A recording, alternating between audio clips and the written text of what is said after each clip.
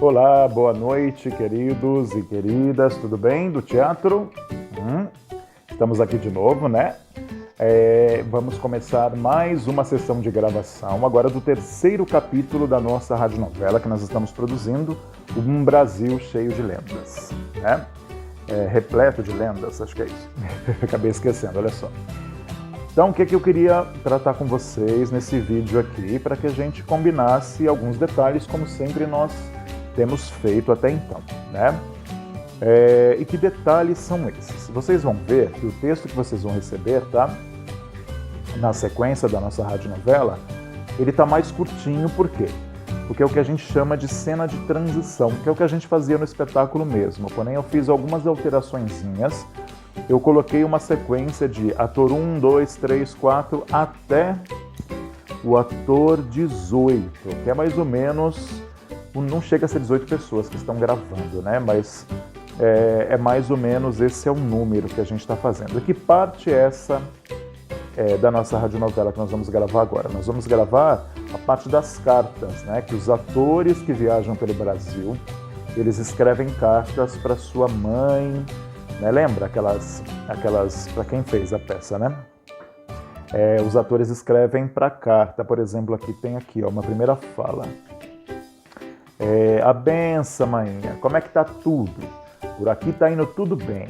Tô mandando 2 cartas, vice, uma dentro da outra, porque se uma não chegar, a outra chega, tá? Então é essa parte que nós vamos gravar. E o que nós precisamos combinar para quando cada um for gravar a sua fala, tem que prestar atenção. Bom, vamos lembrar que essa parte, embora seja uma parte de transição, é uma parte mais engraçada, onde a gente quer aí relaxar o espectador depois de ouvir uma lenda um pouco misteriosa, que foi a lenda, né, do Bumba Meu Boi. Né, que lembra, do nosso segundo capítulo ficou bem misterioso, bem cheio de mistério, ficou muito bacana. Então esse é o momento que nós vamos relaxar o nosso espectador, fazer ele rir um pouquinho, para que ele se prepare para a próxima lenda que nós vamos contar. Se não me engano, é a lenda do Boto Rosa, não é isso? Não, na verdade é a lenda da criação do mundo. Aliás, eu preciso até avisar vocês que aquela lenda da criação do mundo, do Sol e da Lua, lembra que era Maria que fazia... não me lembro quem fazia mais. Acho que o Luiz e a Neuza que faziam, né? Enquanto a Maria ia narrando, a cena ia acontecendo. Bom, essa lenda do Sol e da Lua, eu vou crescer ela, eu vou colocar diálogos, então ela vai ficar um pouco maior. E aí eu vou linkar ela como se fosse uma das lendas que nós vamos contar, da criação do mundo, tá bom? E aí na sequência da criação do mundo vem a lenda, se não me engano, do Boto Rosa, que era aquela lenda, outra lenda cheia de mistério. Então, essa cena de transição que nós vamos ver agora, vamos gravar dessa vez, para ter o efeito justamente para isso, para que nós relaxemos o espectador, o nosso ouvinte, para que ele se prepare para o 4º capítulo, que vai ouvir a lenda da criação do mundo, que é uma lenda mais subjetiva, né? Não é tanto cheia de mistério, mas é mais imaginativa. E a lenda do Boto Rosa também é cheia de mistérios. Então eu queria trabalhar bastante a atmosfera dele. Então pode ser que eu faça algumas alterações no nosso roteiro a partir de agora, para que fique mais rico, né? Auditivamente, para que o nosso espectador, o nosso ouvinte, quando ouvir a nossa radionovela, ele consiga imaginar mais as coisas com maior efetividade.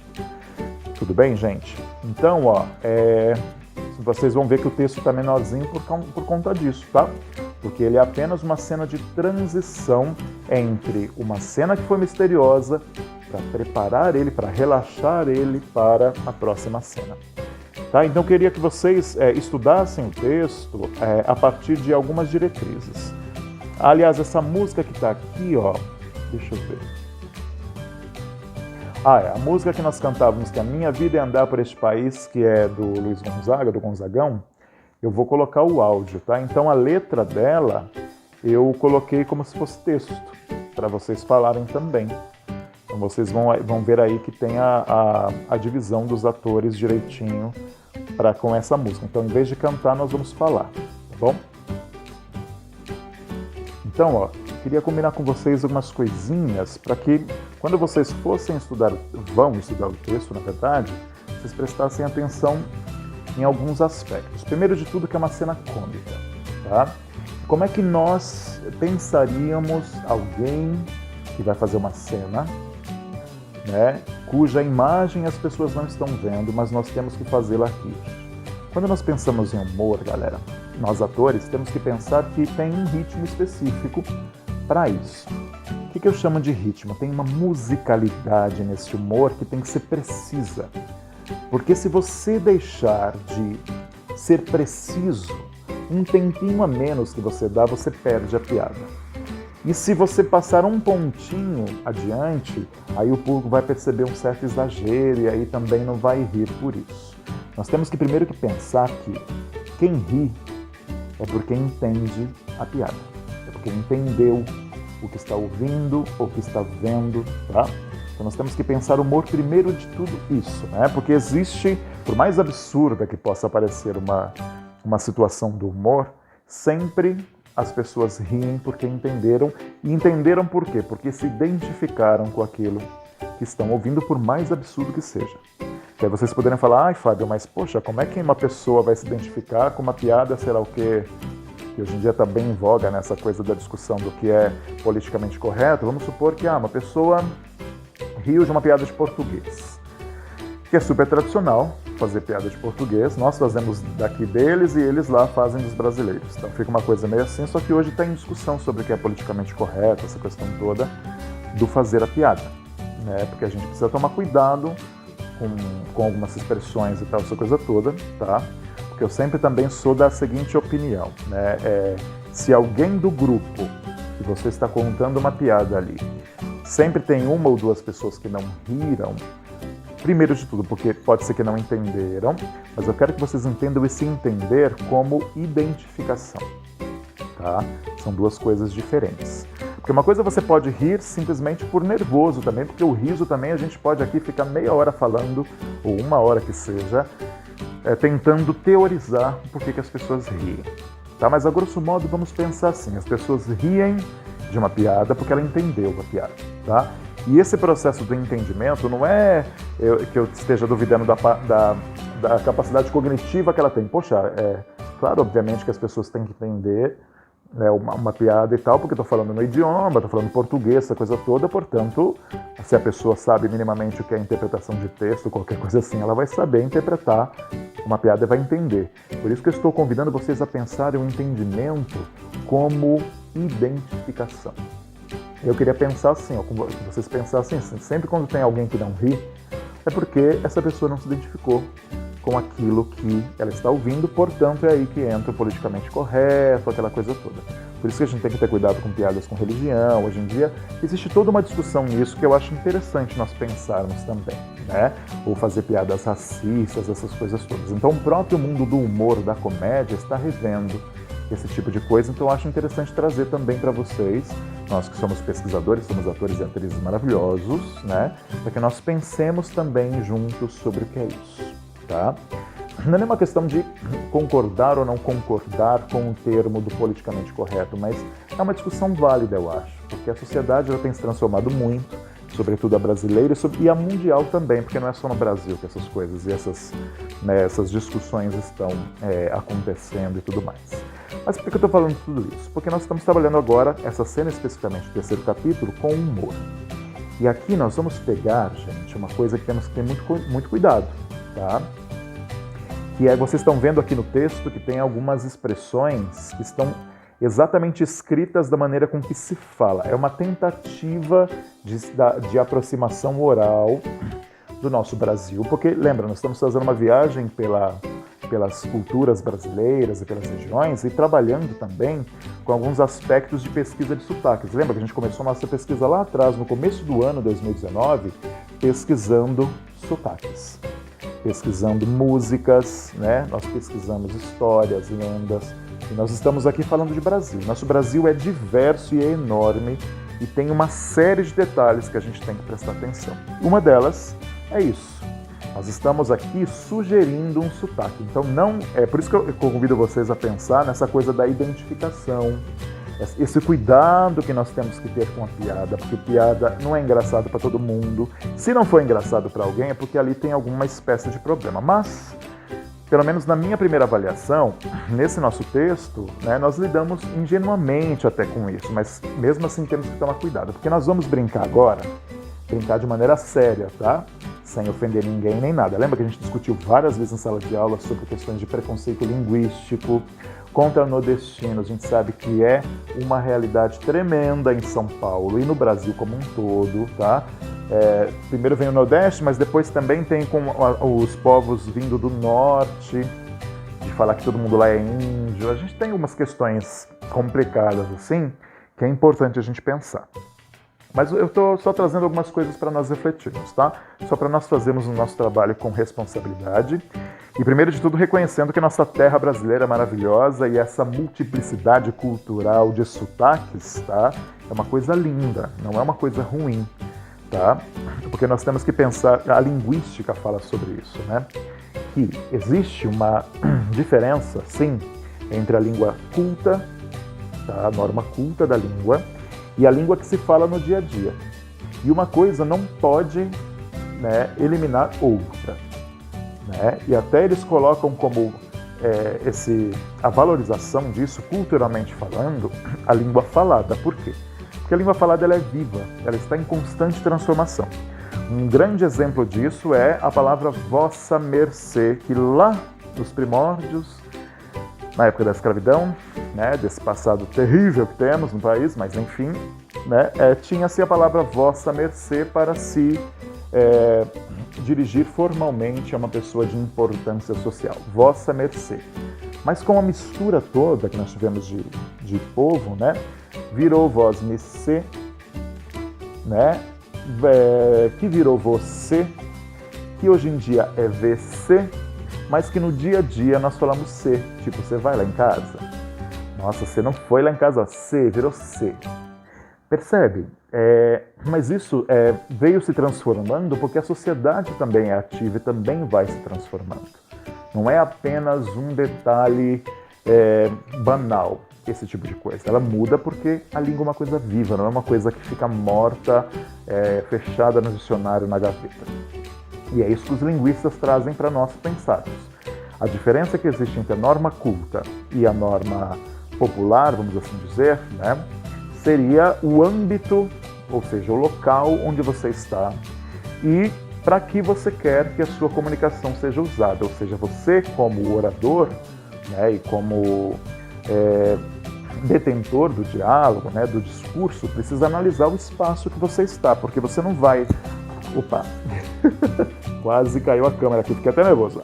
Né? Você não vai num contexto de jurídico, por exemplo, né? A Maria é advogada, ela pode dizer isso. Se direcionar a um juiz, por exemplo, né? Você, tudo bem, você não é obrigado a saber como advogado todas as leis, né? Saber todas a linguagem jurídica que faz parte do protocolo, que faz parte do status quo da questão jurídica, mas você não vai chamar um juiz de "ô meu chapa", ou não é bem visto. Para os linguistas é errado falar isso? Na verdade não, porque essa também é a cultura da pessoa que tem esse tipo de linguajar mais assim. Né? Nós que somos mais experientes temos a tendência também de julgar sempre os adolescentes ou jovens falando que eles mudam demais a língua portuguesa e aí acaba empobrecendo. Esses jovens ficam inventando expressões e, nossa, fica aí deteriorando a língua, essa coisa toda, mas os linguistas nos convidam a pensar nisso também. A língua é uma coisa viva e acompanha a geração. E a língua é uma coisa que nós usamos no dia a dia, nessa questão toda. Mas quem é detentor também da oralidade, do discurso, precisa prestar atenção, né, no meio social, porque língua é um meio social. Para você estar em sociedade, né, é necessário que você expresse a língua daquela sociedade, e na língua existem regras gramaticais e de contextos, né, de contextualizações que precisam ser observadas por quem está do detentor do discurso. Obviamente que não é adequado nós nos dirigirmos a um juiz falando, ô meu chapa, eu não errei, não sei o que, enfim, né, eu não cometi nenhum crime não sei o que, essa coisa toda. Existe uma formalidade, senhor juiz, né, eu também não sou bastante entendedor da linguagem jurídica, mas tem uma convenção ali que se estabelece. Tá? Quando nós vamos para a língua oral, que é o nosso caso aqui do nosso texto, por isso que vocês estão vendo que tem algumas palavras ali que estão escritas de forma errada, estão sem pontuação, estão escritas com vogais diferentes ou com consoantes a mais ou a menos, porque aqui no teatro nós fazemos a representação, né, uma tentativa de fazer uma representação do que é a vida, trazer a vida para o palco, para a partir disso que nós estamos aqui falando, né, ou contando histórias, as pessoas que estão vendo se identifiquem ou não e reflitam sobre aquilo e tudo mais. Já que estamos colocando o espelho da vida, vamos trazer a vida, ou seja, como as pessoas falam, para o palco, no caso aqui para o nosso rádio, tá? Então por isso que vocês vão ver que tem algumas palavrinhas ali que estão escritas, né? Por exemplo, aqui ó, tem um exemplo, o ator 4 ele fala, o ator 3, na verdade, eles dizem assim, ó, malas feitas, cada roupa dobradinha direitinho, lavada, perfumada, passada, engomada, trouxa, revirada, amarrada, tudo nos trinques. Aí o ator 4 responde, e cuia também é importante para mó de comer a farinha. Bora então rumar pelas 5 regiões do Brasil. Então vocês estão vendo aqui que nós vamos pegar, é uma mistura na verdade que a gente faz, porque claro, obviamente nós não vamos conseguir reproduzir a maravilha que são todos os sotaques do Brasil, mas é uma brincadeira, mas uma brincadeira que é séria, primeiro de tudo, tá? E que é respeitosa. Por isso que eu decidi fazer um vídeo hoje em dia para a gente refletir sobre isso juntos, porque afinal de contas somos atores e temos que ter responsabilidade pelo nosso trabalho, né? Para convidar vocês a pensarem sobre, inclusive, preconceitos que existem, que a gente reproduz aqui no Brasil por questões linguísticas, né? Mas que os linguistas consideram a língua falada como patrimônio cultural, sim, porque língua é uma coisa viva, não é uma coisa que está no dicionário. E que língua tem que ser usada de acordo com o contexto que vai ser usado. Lembra que eu falei do contexto jurídico? Ali existe um contexto específico. Assim como no contexto escolar, na igreja também tem todo o vocabulário religioso também que é construído ali. Ou seja, a língua é construída socialmente, ela é construída na relação, né? Se você tem um livro e ali existem palavras, se elas não tiver o hábito da leitura da oralidade, elas são códigos mortos. Quem não sabe ler, por exemplo, olha um conjunto de letras e não sabe interpretar o que está ali. Tá? Quem é alfabetizado já consegue. E aí, bom, a gente poderia falar também de desigualdades que são reproduzidas, tal, essa coisa toda, mas não vamos alongar muito nessas discussões, vamos direto para o nosso trabalho aqui, tá? Então, ó, vocês percebam aqui que nós vamos trabalhar com uma mistura entre uma tentativa de brincar com o nordestinês, tá? Tem algumas expressões aqui que são nordestinas, mas também que tem uma certa atmosfera do jeca. E o jeca nós encontramos no interior de São Paulo, do nosso estado aqui, o caipira, né? O caipira não na sua essência também preconceituosa que tinha antes, porque o caipira era visto como ingênuo, mas ignorante, analfabeto, por mais que a gente saiba que, né, a população nessa época, né, o Mazzaropi trazia essa personagem, né, o Jeca Tatu, e ele próprio, né, defende isso como uma coisa primeiro dele, porque ele se considerava o próprio Jeca, era ele mesmo e tal, essa coisa toda, e uma tentativa de trazer essas pessoas que não tinham visibilidade, porque socialmente elas eram consideradas menores, né, assim, por justamente não saberem ler, escrever e, consequentemente, falavam errado. Então, não é que eu queira que nós vamos brincar também com esse estigma preconceituoso desse passado, mas trazendo a inocência, talvez, desse ser matuto, esse ser do mato, para a nossa história aqui. Então, é uma mistura que nós vamos fazer entre o nordestinês, vamos chamar assim, e o caipirês. Então, eu queria que quando vocês lessem as falas de vocês, para vocês gravarem para a nossa radionovela, né, que vocês pensassem duas coisas. Quando a personagem vai falar um discurso direto para a plateia, ou vai narrar alguma coisa, existe uma tonalidade e uma musicalidade natural para a narração. Tá? Se, por exemplo, nós formos falar aqui, ó, estou falando com uma pessoa. Aí o Torum vai falar aqui, ó, gente, tive uma ideia. Já que nós vamos viajar em riba deste boi pelas 5 regiões do Brasil, por que aqui nós não vamos contar algumas lendas conhecidas de cada lugar? Ou seja, aqui é um discurso direto que a personagem está falando para todos ali que estão em cena. Então, o discurso, ele é direto, mas indireto, porque há uma relação estabelecida ali entre as personagens. O que eu chamo de discurso indireto é quando vocês vão vir depois, ou para escreverem a carta. Tem uma musicalidade para isso também. Lembra quando a gente fez a peça? Vocês têm que pensar assim, ó, quando cada ator vai escrever a sua carta. Sabe, como se vocês estivessem escrevendo em voz alta. Como é que nós pensaríamos na musicalidade disso? Nós escreveríamos, por exemplo, ela vai escrever, ó. Mãe, ó, tem uma pausa, porque eu estou escrevendo, ó. Mãe, o sapato que Zé pediu, de número 40, eu não encontrei, não. Deixa eu só ver meu texto aqui. Mas tô mandando 2 de 20 e a senhora não repare, não. É que somando os dois, dá no mesmo. Então eu queria que vocês, porque a pessoa que vai ouvir vocês, elas precisam visualizar esses atores que estão representando essas pessoas mais humildes, essas pessoas que, né, são inocentes no sentido de não serem alfabetizados, né, nessa questão toda. E tem uma musicalidade nessa fala que nós precisamos representar para quem vai nos ouvir. Então, quando vocês forem fazer as pessoas das cartas, pensem, discurso indireto, ou seja, elas estão escrevendo, é como se elas estivessem falando para si mesmas. Nas outras falas, quando elas vão se relacionar com outras personagens da cena, elas estão falando entre si. Pode parecer meio confuso, mas quando vocês lerem o texto, eu acredito que vocês vão conseguir identificar essas coisas, né, certinhas. E se vocês tiverem dúvidas, vá lá no grupo nosso, tá? E perguntem lá, professor, eu não entendi. O que você chamou de discurso indireto, sei lá o que, essa coisa toda, mas intuitivamente vocês vão ver que vocês vão conseguir. Eu só estou teorizando aqui para que lancem alguns lampejos aí criativos para vocês, mas acho que vocês vão dar conta direitinho. Se acaso não derem conta, não pestanejem, né? Não tenham receio de escrever lá no grupo para que nós expliquemos direitinho. Eu estou falando meio baixo aqui porque já está meio tarde, tá? Para não fazer muito barulho. E também, gente, ó, eu estou gravando esse texto mais curtinho porque eu estou mudando de casa. Então nem vou mostrar a bagunça que está aqui no meu quarto, porque eu estou encaixotando coisas. Então por isso que eu estou fazendo assim meio afobado. E aí, se vocês não entenderem alguma coisa do vídeo, conversem comigo lá no grupo, porque eu estou meio assim atribulado por conta disso, tá? Por isso também que eu estou gravando esse capítulo mais curtinho, porque daí a próxima semana nós gravamos o 4º capítulo, que aí vem a Lenda da Criação do Mundo, e depois vem na sequência o Boto Rosa. Tudo bem?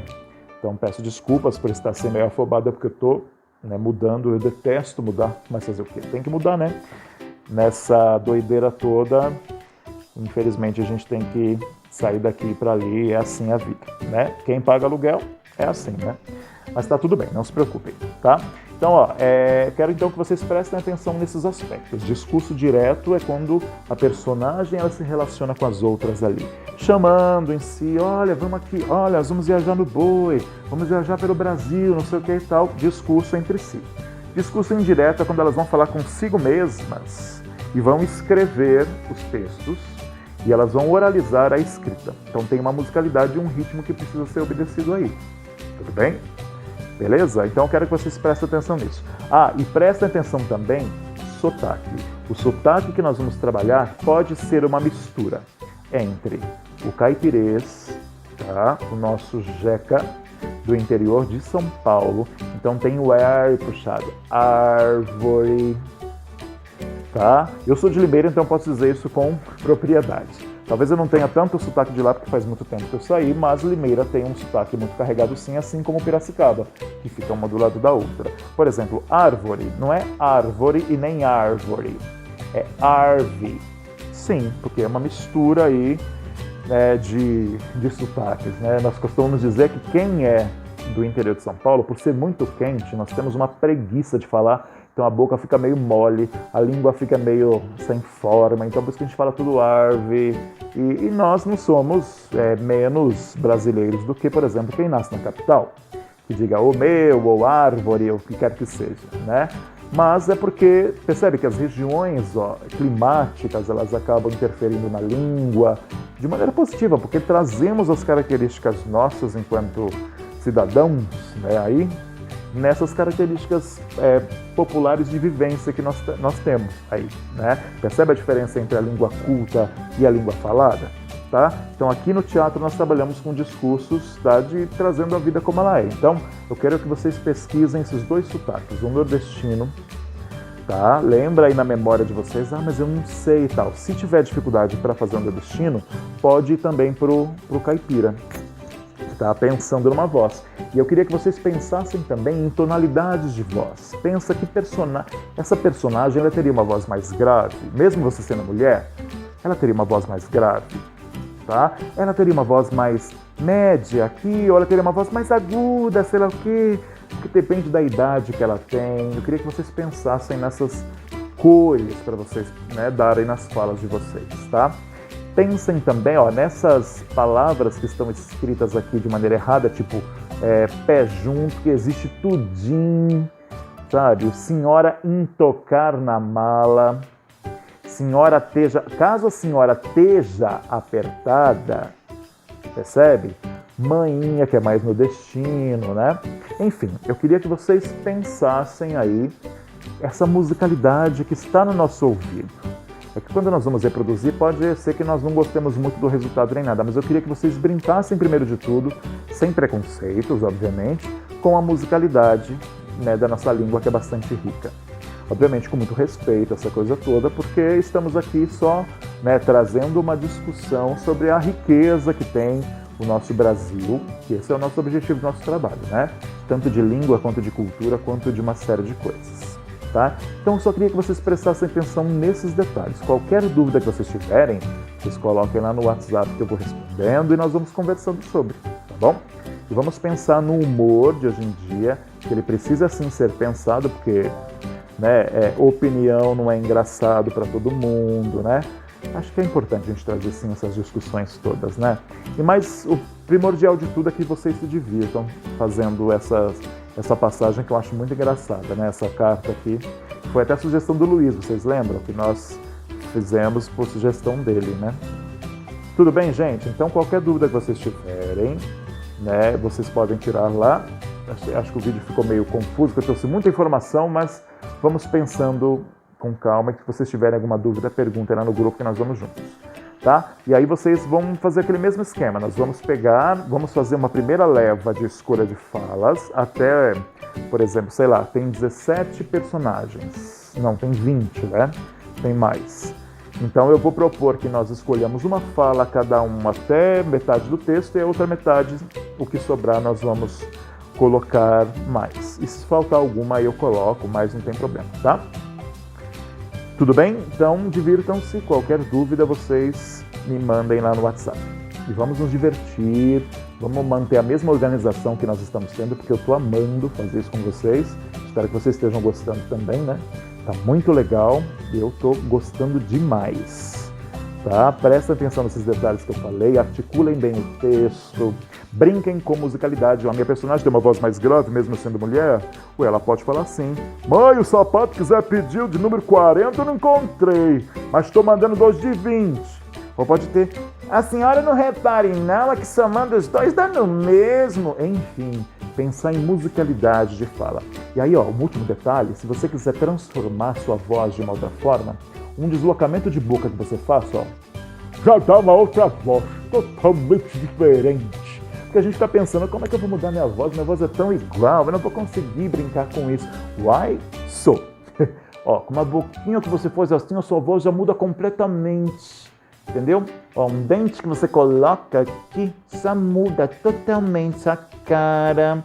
Já muda, uma coisa mais anasalada, já dá uma super personalidade para a personagem de vocês, entendeu? Né?